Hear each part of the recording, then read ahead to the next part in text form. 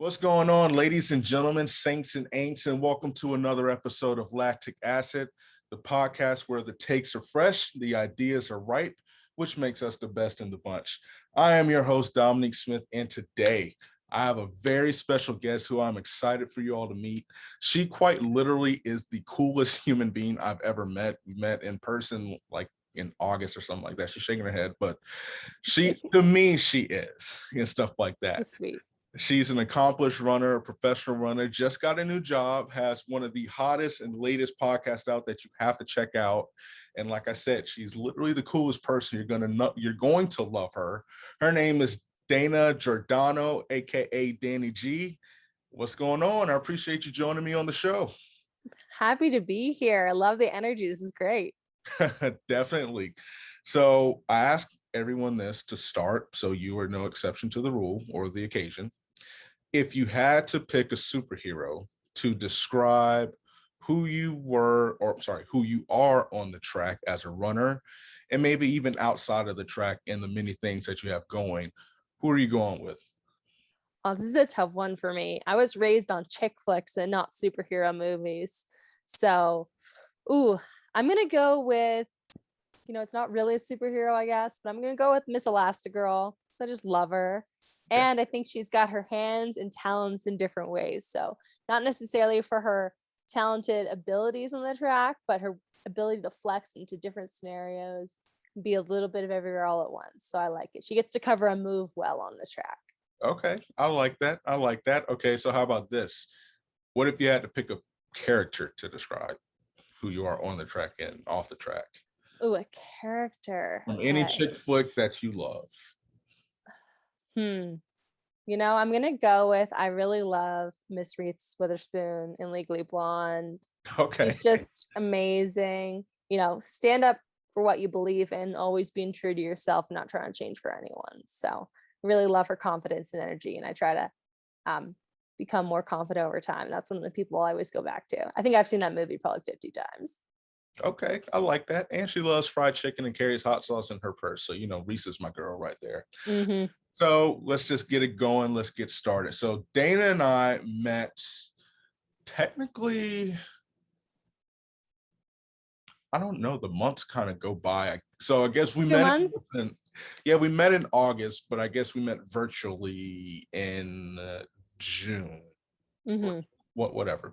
When you got done with the Olympic trials. Like I said, thing that I admire about Dana is just like she said, she carries herself with a confidence that is very infectious and contagious. And so we met at this program. And if you listen to the interview that I just recently did with Emma Zimmerman, we kind of talked about the ins and outs of the program, but Dana was a part of the program, the Magic Boost program, sponsored by the good people at Hayward Magic. And it was a team of there, Chris Chavez, Liz, Nancy, Keith, Chris, a bunch of people who made this possible.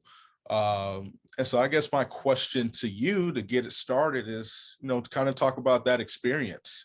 How did you hear about it? And like I said, yeah, just talk about the experience. What did you enjoy most about it? For sure. Yeah, the Magic Boost program is definitely was such a treat. I mean, I think I was in the most unique position of anyone coming from the program, being an athlete. So I have a podcast, as we'll probably talk about, but it's called More Than Running with Dana, and I interview women on and off the track, kind of are related to running, trying to highlight those untold female stories. And my podcast is hosted on the Citius Mag Podcast Network. And that's through Chris Chavez. So he really linked me to apply to the program. And to be quite frank, I did not know what I was getting myself into at all. I'm not sure if any of us did, quite frankly. I think maybe next year's cohort will have a little bit more insight into it. Definitely. But I got injured, as many people know, at the Olympic trials. So I was able to shift more focus to the program, which was met on Wednesdays weekly. And we got to kind of really interact with some of the top media creators in the sport. And it was such a cool program because you got to be like, oh, I want to do that. I don't want to do that. And all the people in the program kind of had different backgrounds. But we ended up going back out to Eugene for the pre-classic and really getting far too much media credentialed access. And it was definitely a little weird for me because I was like, I would like to be competing here, Yeah. it's my peers are competing here. So I think that some of the other creators did a much better job of making actual content during the weekend. But it was like it was really unique, just the access we had, going to the press conference and things like that. Having the tent, we had a tent right outside the media, I don't know, like hallway, what do you call It was that? like a Like the press zone station. after. Yeah. Yeah. So yeah, no, we had like 3 days of all access to everything pre-classic, which was awesome. And we just really got free reign. But I think the best part of it, and I think everyone else who was included in the program, was really getting to interact with the other young creators. So that was my highlight, more so than the access and things like that, was really, to meet people like you guys. Well, Dana knows everyone. I thought that was like the coolest thing, because even like some of the alley fellers, like, oh my gosh, like you know her, like you knew everybody there, and so it was actually pretty cool, kind of to see the unique bond that you have with the people that you run with, and your peers in running. It's interesting that you feel like you did not to hear it, like you feel like you didn't do as much, like from a creator standpoint, because you shot a podcast. You were doing episodes of your podcast, the More Than Well, the Running. one thing, why I say that, and this I haven't told anyone yet. I need to tell anyone. My mini mic broke. So all my mini Oh, mic yeah. content has no audio. So You did it? one of the mornings we were there, because I was in this weird spot, I was like, oh, I really want to interview like the kids. And they had a run, jump, throw USATF event. And I bought this mini mic and I plugged into my brand new fancy camera and I was interviewing these kids. And now I have like over an hour of footage of the kids talking and no words coming out. And I've tried for weeks to salvage it and just gonna have to do it again. If y'all, I hope I know some tech people who know how to fix microphones. Uh, Give me a Don't shout buy it out. on Amazon. That is so that's not funny, but I remember we were walking to. It was. We were walking to Hayward and you were like, I want the mic after I finished. And I said, no, you can't have it. I'm not done with it. We And were the good thing is yeah. you don't want it because it didn't work because we were going to breakfast. That's true. Yeah, we were walking to breakfast and you met up with us. We went to some breakfast place in Oregon. I forgot. It was really good. And it was a group of us, and you were talking about it. And I remember the camera that you showed me, because I was going to go order it and everything like that. That is heartbreaking, because you were Really so is. excited about the content that you got. I think it's like Phil Knight Kid Run or something like that, or Yeah, it Uncle. was a USATF event. So there was, they do a really good job. And they had, Colin Quigley was there and Ben Blankenship. And I even got Brian Tice Eaton on the mini mic. No, I've got silence on the mini mic. That is awful. That It's is. okay. That's a part of the game though, is like being an amateur creator in that way. There's a lot of technical things that the pros know that we have to learn the hard way. Lord have mercy. If it makes you feel any better, that when I was in college, the same thing happened to me. So I understand the pain. I had to do a story on the dean of students, and I pressed the wrong button and they erased the entire thing. That I didn't know that. So I that is haven't told anyone. we That's need. why that was my main project. I was really excited about it, I but am. we'll have to do it again. Yes, it will do it again, and Amazon, y'all owe her a refund for real, because that is brutal. So let's move on to something a little less painful. You just mentioned, and you were the unique, exception, if you will, because you're an athlete, and if you're listening to this podcast, Dana is faster than you, regardless of what event that you run or whatever. It's Maybe just not the sprints. you don't know. It just depends. Stuff like that. So like I said, she's faster than you, and that's okay. That's okay. She's one of the best in the United States. That's fine. But how did you cope with that? Because I think you're a professional athlete, and so Mhm. you're a really good professional athlete, and you understand the ebbs and flows of what it takes to be a professional athlete. But in this stage that we're in, being we're now talking and addressing mental health. Mm-hmm. And as Marshawn Lynch, said, you need to take care of your chickens, your mentals, and everything like that. Mm-hmm. That's not the easiest thing, but how are you able to successfully cope with it? Because you did great work. I know. Well, that was more of the Olympics. You, Chris, and Kyle Merber. I forgot what the podcasts were called, but you guys, were doing instant takes, and you were Mm-hmm. definitely involved. And Yeah. it was a seamless it just from an outsider's point of view. It's funny you said you struggle with it, but you seem like such a natural at it.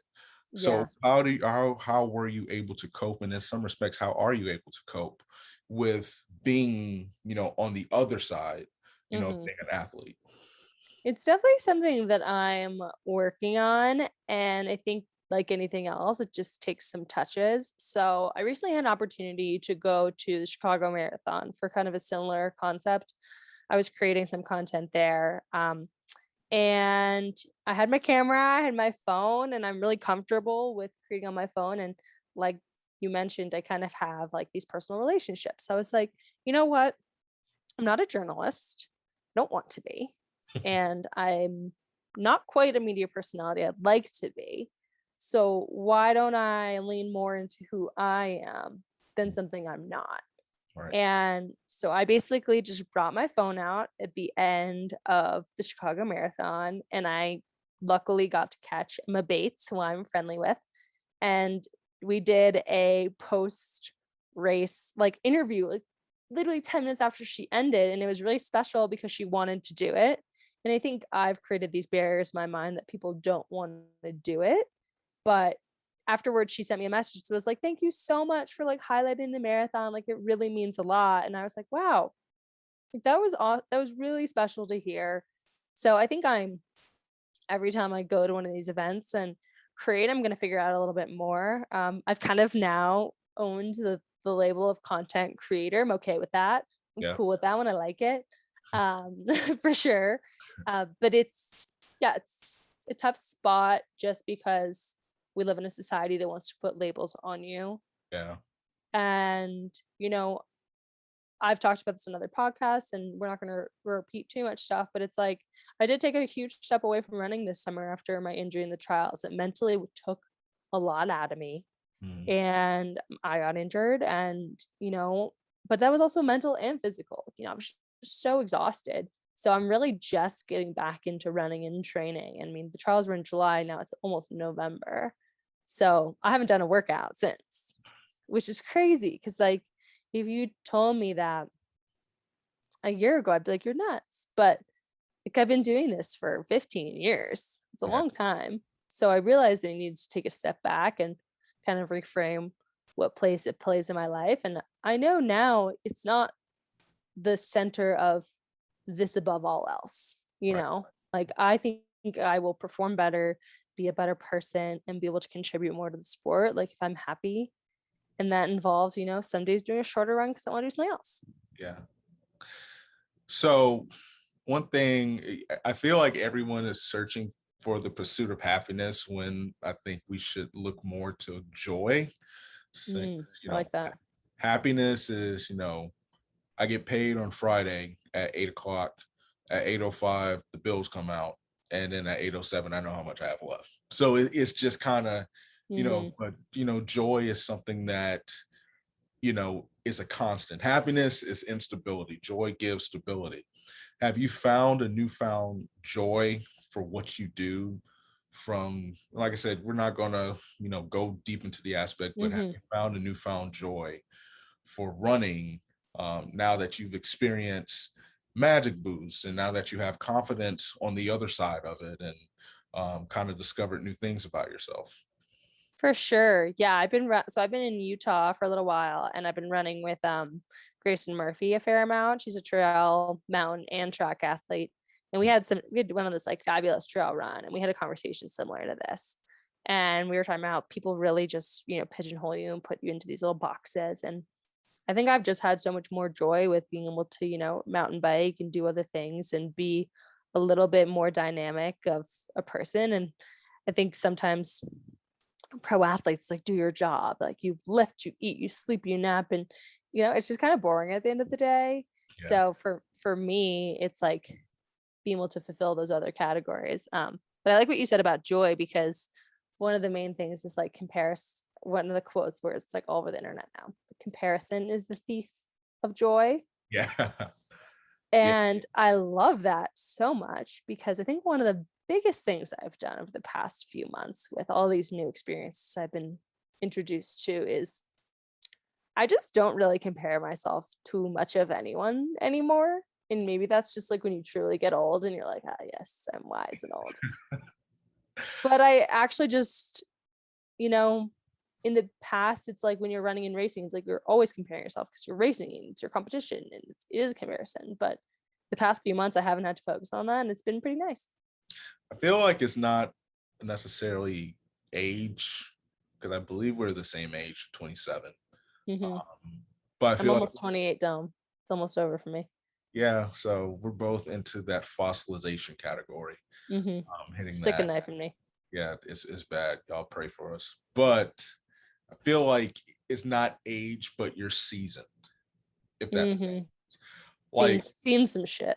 yeah, essentially, like because there's a saying, I need to go look that up to see if it's in the Bible, but they said, there's no fool like an old fool. So Oh, the things it's that, either the Bible or a rap lyric, because that sounded great. yeah, if that's a rap lyric, that's like Sugar Hill Gang, kind of something like that. That's not this latest stuff, but No, no. um no, it's like you've truly taken time to evaluate and to learn and to grow. So you're seasoned in it. So, you know, I believe that, in life, God puts us through things so that we can help other people. And so now, um, you're this, brilliant content creator who could take it to the track. So I don't necessarily think it's age, but you've been through, like you said, you've been through so many different things now that, you found Hmm. that joy, that you can bring that to the other aspects, which I think is really cool. And I think maybe I think everyone should come onto this podcast just to get hyped up. This is excellent. no, we need, listen, you were the one. And that's the funny thing. Just kind of when people say, I don't think I'm good, I've watched all of your interviews. Oh, And like I thank said, you. I've got a chance to, see you operate in person. Like, you kill those interviews. You interviewed, you talk about the marathon winner, you interviewed Raven Rogers, behind the scenes and stuff like But that. you just get better. I think that's the thing. Like, don't listen to the early ones, you know? I've listened to them all. They're not bad. I listened to the one with Kate Grace, which is something, everyone needs to see, but there's a confidence in you that I don't know. And I say this because it's something that, like, you know, I guess, yeah, I am a journalist, but it's something that, like, even I struggle with. Not even I struggle with, but it's something I struggle with. It's like you don't have that confidence because it's so natural. And I think sometimes that's the danger of things like social media Hmm. and talking to too many people, because everybody's like, you need to look at that person, or and people do this in college, high school. It's like, you need to look at that person, look at how they do that. And it's like, you're looking at that person trying to emulate that person when you're really missing who you are and your identity. Totally. I think it's completely just being yourself, just being fully authentic. And then I think one thing that I strive to do is, not let connections fade, Yeah. and I think taking that time to just remember someone goes a really long way, especially in our sport. We are not the biggest celebrities on the face of the planet here. We're not F1 drivers. So, you might think an athlete is scary and intimidating.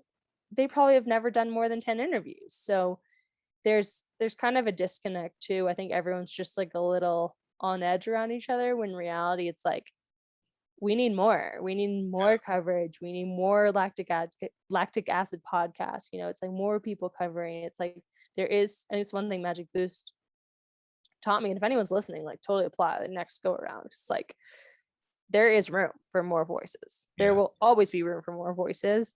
And don't worry about your numbers or anything like that, because the message that you get to the people you actually impact are worth it, even if you have 4 people listening or 0. Your It's the mom. truth. And I couldn't have said it, any better. There is room, there is a need, you know, Mhm. just, even in this podcast, it's just everybody creates podcasts, at different things and different sports, but it's just like there's so many things you can talk about. There's so many people who deserve to have their story told. And if you can present it in a fairness about them, and you talked about, building relationships, which is something that you're great at, because it's not as if people, it's like, hey, I know them. It's like, oh, hey, it's like people are genuinely excited to see you. Probably because I talk too much. That's the Italian side. Not necessarily. I mean, you don't take mess from anyone, um, and everything like that. So I think there's a genuineness in that. There's not a fakeness and stuff like that. So I think that relays to when you do these interviews, because you genuinely, the More Than Running podcast, it's more, I mean, it's more than running. It's who you are, what are some of the things that make you unique. And we're going to get to that soon. But the question I wanted to ask, to relay off what we just said, as an athlete and as a content creator, what needs to be improved on the content side when it comes to the athlete? Where is the disconnect? In Magic Boost, we learn, um, athletes just don't, trust journalists. To Mhm. be honest with you, being out there in Eugene for those 5 days, I see exactly why they don't. And, Mhm. I'm grateful that in our group, we built quick trust and camaraderie with a lot of the athletes, which is something I didn't expect. And it's something I'm truly grateful for. But I'm interested, as someone who understands it from both sides of the coin, where's the disconnect and what is the solution? Yeah, I think it's because there's a lot of factors that lead to kind of a disconnect of a lack of trust or things like that. But a lot of it comes to, not seeing people that look like you Yeah. interviewing, whether that's people of color, whether that's women, is kind of a very generic, status quo interviewer, and don't really know where it's going to live. And you're just concerned that you're going to get a gotcha question or something like that. Um, I think it doesn't really take into account the athletes and like what they share and they feel comfortable with. Hmm. But I think it's more than that. And I think it's definitely about how the athletes don't feel comfortable with telling their own stories. Mm. So I think a lot of athletes have, like my podcast I just did with Raven, for example. Like, I don't know if I've read anywhere, this is not me tooting myself up. Like, so why didn't someone might figure this earlier? I didn't know that she was a cross country coach. I didn't Really? know that she's an artist. That was I didn't good. know any of these things. And I'm sure that she just gets the same questions about performance every single time. And it's like, those are what the news outlets need, those answers to that question. Like, we all want to know about her training. We all want to know about those things. But it's like, I want to know about her talents off the track and things like that. And I think we do get to know that a lot more in other sports just because there's such a volume of coverage. Um, but it, that's why I think it can exist in track for sure. I asked this question to the first guest, and if you guys were listening, Adair Light, and she came on. She gave me my first start, and we both covered high school athletics. Well, I'm sorry, high school track and field and cross country. How do we change so your opinion? Is there an issue with how these younger athletes are being covered, and how do you prevent that? And the we came up with a solution. Yes, Mm-hmm. there is. I'm writing a story um, on a professional athlete who was a high school phenom, Mm-hmm. and looking at the comments, and I had a conversation last night about this, just looking at some of these phenoms who people labeled in high school because they're so incredibly talented struggle as pros. And I mean, it's just like Mm-hmm. they're they committed some incredible crime and stuff Yeah. like that, and the pressure is just insane. That's what I was gonna say. There is a high level of pressure, especially today. I mean, you and I both had the opportunity to grow up in high school without social media. And, the places where I read articles about me in high school were in the Star Ledger in New Jersey. And I was excited to see my name in the newspaper. It's just a lot easier to write an article, get it out there. It's a lot easier for everyone to have an opinion. Yeah. And it's a lot easier to see it. So I think that we really do highlight the bad more than the good a lot of the times. We do need to respect that athletes are minors and not make assumptions about who they are. I think that I personally have now taken the take. I've only had a couple college athletes on my podcast, but even that is really hard because there's a barrier of, the um, athletic departments in between, and there's just not an openness. It's like, you know what, that's okay. And the openness that I'm looking for in my coverage is for more adults. So I think that there is a disconnect on how younger athletes are covered. I haven't spoken to a younger athlete phenom in a long time, so I'd want to get their individual perspective. But yeah, I mean, we all know there's message boards, there's things like that. If you want to find the bad, you'll find it. Um, just don't look that hard. Yeah, it's so weird when, now that people know that we're artifacts, when we were, coming up, it was really just Facebook. And Hmm. Facebook wasn't what it is now. Twitter was just coming up. Instagram was just coming up. So, the access, the apps were there, but it wasn't anything like, Oh, I used Instagram as like an editing app. yeah, it wasn't anything unique. Like I go back, well, I deleted that account, but I looked at my pictures from like back in the day and it was like, oh my gosh, this is awful and everything like that.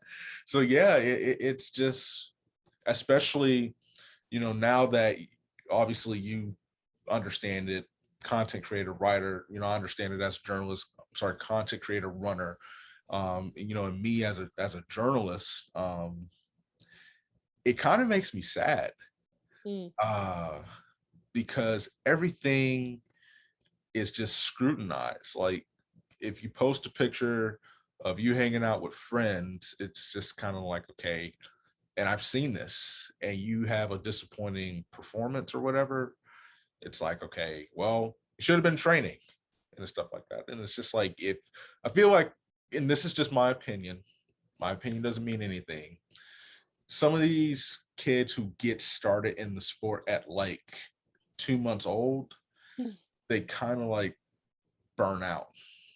Yeah, for sure. I mean, we saw that with, Simone Biles this summer and these phenoms and things like that. I think it's really just making sure that you have a life outside of your sport and it's not all consuming. But that only works for some people as well. But I think it's speaking to the individual like a human at the end of the day. How are you able to keep that balance?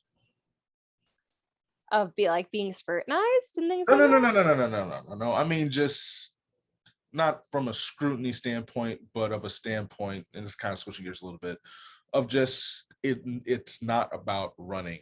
On social media. It's not, Or yeah, or just in general. Like, how do you yeah. keep that balance to where you're mentally stable?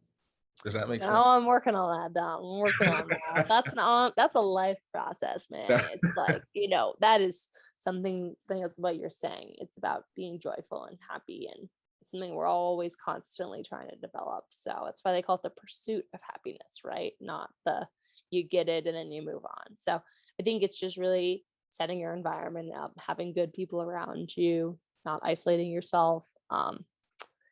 Self-care isn't just lighting a candle and having a bubble bath. It's really evaluating, the stressors in your life, cutting, if necessary, some toxic people away from it. And, it's like it's like you need a lot of self-reflection to understand why you were unhappy in the first place, if you are. So yeah, I do see a lot of like I was a high school coach and there's a lot of anxiety and there's a lot of pressure and things like that. I think some of that is just growing up. We all had that. High school's awkward and hard. It's Yeah. not something wrong with you. It's just that it takes a long time to figure out who you are. And some people never figure that out, but you have to try. And the quote, "Ain't no fool like an old fool," is actually a proverb. Uh, a guy named John wrote it. So, John, thank you for that nugget of wisdom. Thanks, John. Yes. How did you get involved in running? So, kind of tell us about your humble beginnings as a runner. Yeah, so I, skinny, lanky, tall kid, got involved in running in middle school.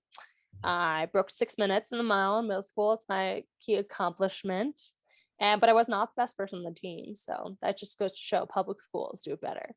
Um, Oh, that's true. I went to private school, but that's the depth there, New Jersey. Um, it's just a volume game. It's just that's how it statistically it works. Um, here. but yeah, so I was really good at running. Everyone expected me to kind of do that. Then I had leading into high school, I had to have a pretty major surgery, and unrelated to running, but I really was into soccer too. And that whole first freshman soccer season, I was benched. Mostly because I was recovering, but to me, that was like the most offensive thing because I was always a very competitive person. I was on the travel soccer teams, things like that. But I got really lucky and I had an amazing high school coach and high school team that was super talented. And, I think the greatest gift my high school coach ever gave me was um, not doing too much. Yeah. I was not burnt out at all. I ran like maximum 30 miles a week and it was really fun. And I had a great time and set some state records along the way and won some things and got recruited. And it's kind of the fast forward version of it. But yeah, really kind of nourished a love for running that had, it was fun, had very limited pressure. The only pressure was like me putting on myself because I was competitive and like to race, but it never felt that like crushing pressure that I've experienced post collegiately. Yeah, listen, I was terrible. I was trash. So I can't even begin to compare like the pressure that comes.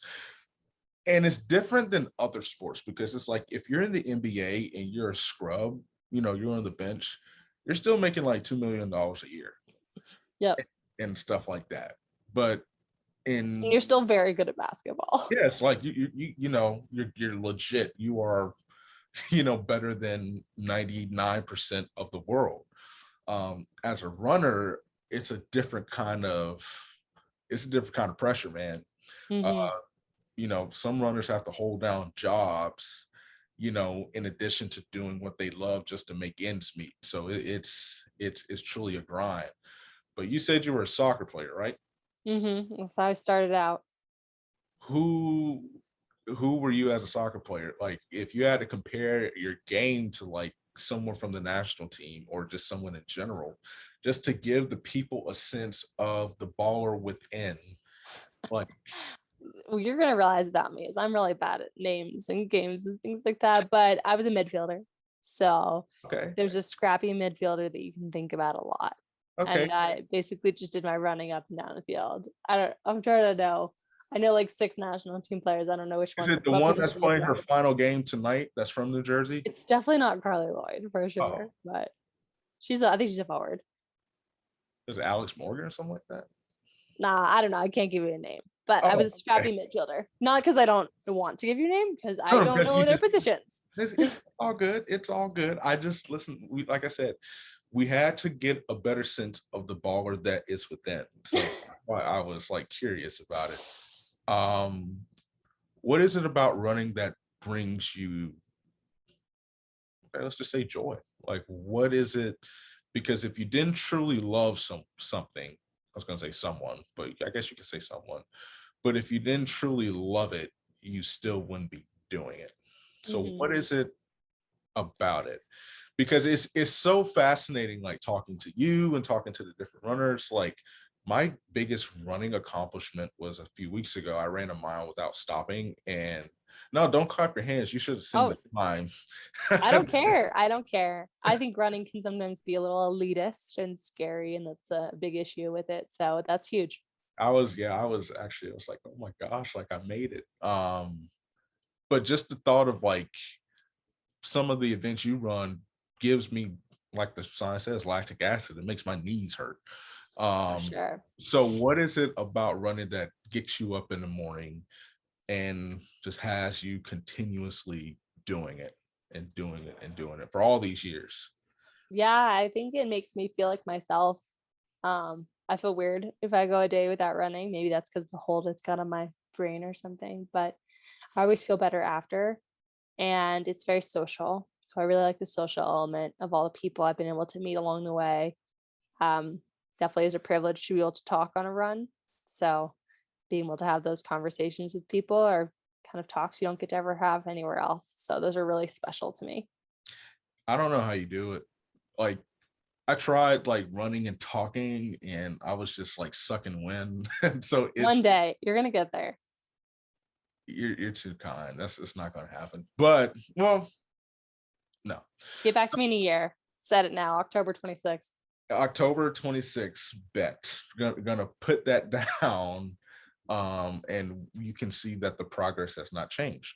And so, but we'll keep making it happen. It took me like 6 years to run a mile without stopping. So you never know. Sick. You're an athlete. I have to ask all the athletes this, and then we're going to get to your podcast. Then we're going to wrap this up with a bow. Cool. Who Dana G off the track? Tell the people who you are in your own words. Ooh, off the track. I think that off the track, I have a lot of energy. And I think that I have a hard time sitting still for sure, in a good way. But I like to stay busy. I like to keep my brain busy. And I think I'm relatively creative in the way that I, you know, see what I want to do. I have some people would say I'm a huge optimist who sometimes gets teased for how big my goals are, but I have high expectations for myself. I'm quite a perfectionist in that way, but yeah, I'm a connector of people at the end of the day. I feel like if you don't have big dreams and big goals, then you're not getting the best of yourself. That's just me. So there's no shame in that at all. And that's a pretty good, and you're your own person. I mean, I just saw that in our limited time, if everybody's doing something else, you don't want to do it, you ain't doing it. It's just the way it is. Yeah, you can get into trouble that way sometimes. Exactly. So I want to talk about the hottest podcast on the block in all states, countries, and nations. That is the More Than Running podcast with Dana. I want you to tell us about it. Just kind of go in detail. And if you can hear that in the background, I forgot that a tea kettle is going off. So just ignore that and everything. But yeah, tell us about your podcast. Yeah, so my podcast, I only interview women. So sorry, Dom, you can't be a guest quite yet. No, unless you're hyping women up. But yeah, basically, listen, I have to say this: the first 3 guests on the show are women, and you're the third. So, great. But no. Like I said, it's a women's only podcast. I respect The women's only podcast. Yes. And the reasoning for that is it's not because I don't think track is exactly covers men more than women. I think track's actually pretty fair. But in sports, women only receive about 1% of all sponsorship dollars.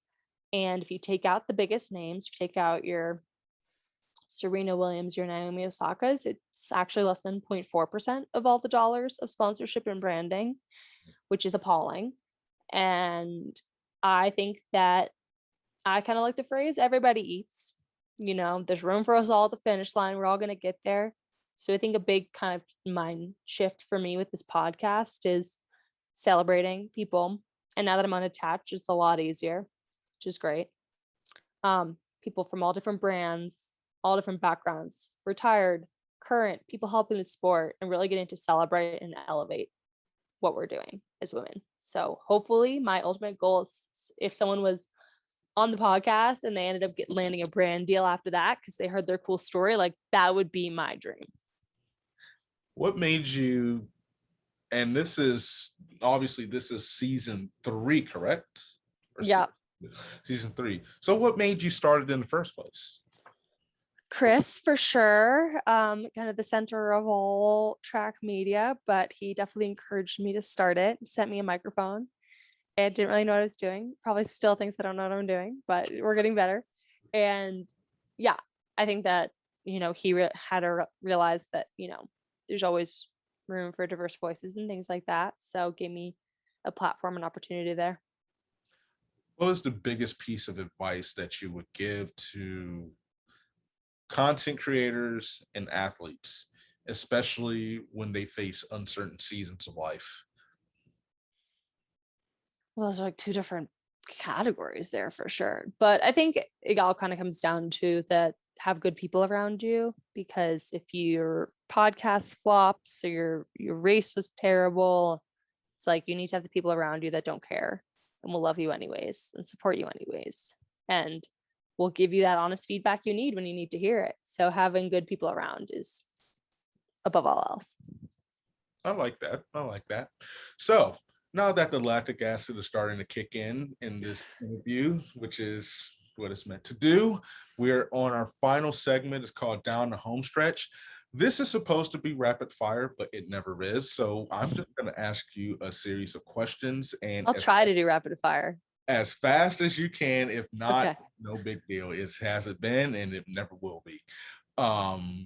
As a disclaimer, I just say it, but answer them to the best of your abilities as fast as you can, if you please. Ready? Yep. The most underrated food in society. Sushi. Ew. If you had to throw away a food because it's overrated, what would it be? Peanut butter.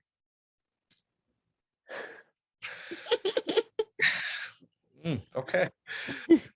I hate peanut butter. It's so weird. Okay. Why? I just don't like it. I just don't like it. And people can't accept that. So gone. Out of here. Ooh, okay. I don't like coffee either, so I guess the takes aren't that crazy.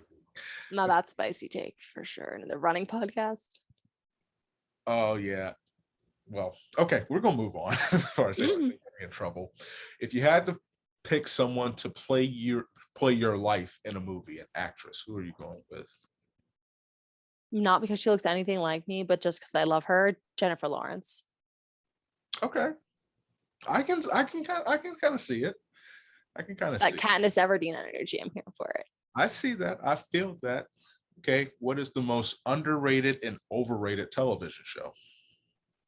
Overrated is The Office for sure. Oh, you did that on purpose because I got the t-shirt on. I actually didn't even see that. I just I never got into it. Everyone's into it. Except for me, apparently. Okay. I think it's whatever. And then underrated TV show. I like really bad TV, so this is Below Deck. Underrated. Great show. Interesting. I've never heard of that. Don't watch it, Dom. You're not gonna like it. Okay. Well, I appreciate the heads up. That's what's up. I definitely appreciate it. What is the best piece of fashion advice you've ever been given? Buy things that are more expensive but are going to last a really long time.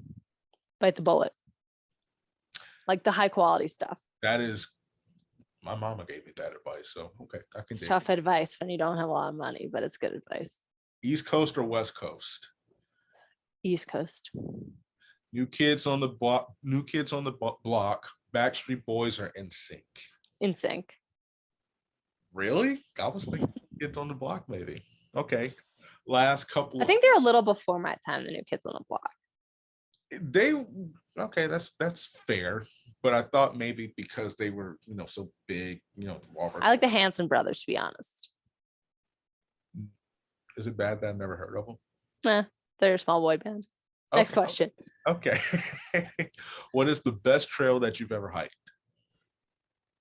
The Franconia Ridge hike in New Hampshire, White Mountains, is really stunning. Okay. If you, not going to ask that question. Okay. What is the best movie that you've seen in the last 5 years? Well, I saw the best movie I saw in the last 5 days was James Bond, but Okay. Last 5 years. Oh my gosh, I don't even remember what I've seen. Yeah, I'm gonna go with that one. Last 5 days, James Bond. It's pretty good. All right, I have a quick question for that. Is the ending as bad as I was told? It's definitely not typical. Okay. And last question. If there was someone to narrate your life, like just the ins and outs, the most unique things about it, who would it be? I'm just gonna get someone who knows me too well, my sister Morgan. She can narrate. Okay. Well, listen, I like it. And so tell the people you survived the rapid fire and it's the fastest that has ever been. Like I told everyone listening, she's faster than you at everything. So tell the people where they can find you, where they can support more than running podcasts. It's going to be in the show notes. It's going to be on our page. It's going to be on our website. We definitely support them and Dana and all her endeavors. So yeah, tell the people where they can find you. You can find me on most social media platforms at Dana_Gio. Variations of that, but I'll pop up hopefully. And then More Than Running podcast. We just launched our own Instagram for that. So the most up-to-date stuff will be there. And if you have trouble finding Dana's name on Instagram, just look for the account with the verified check mark. That's the easiest. I hustled for that. Definitely. That's why she's the GOAT. That's why she's on. Dana, it was an Thank honor you. and a privilege to have you on. If you like this video, hit that subscribe button, hit that like button, leave a nice comment, take that nasty crap to the trash. Definitely follow on Instagram at Lactic Acid Podcast, on Twitter, Lactic Acid _pod, and definitely follow the website, which will be in the show notes. Subscribe on YouTube, iTunes. He's everywhere. Trying to be like you, fam. And we will see you next time.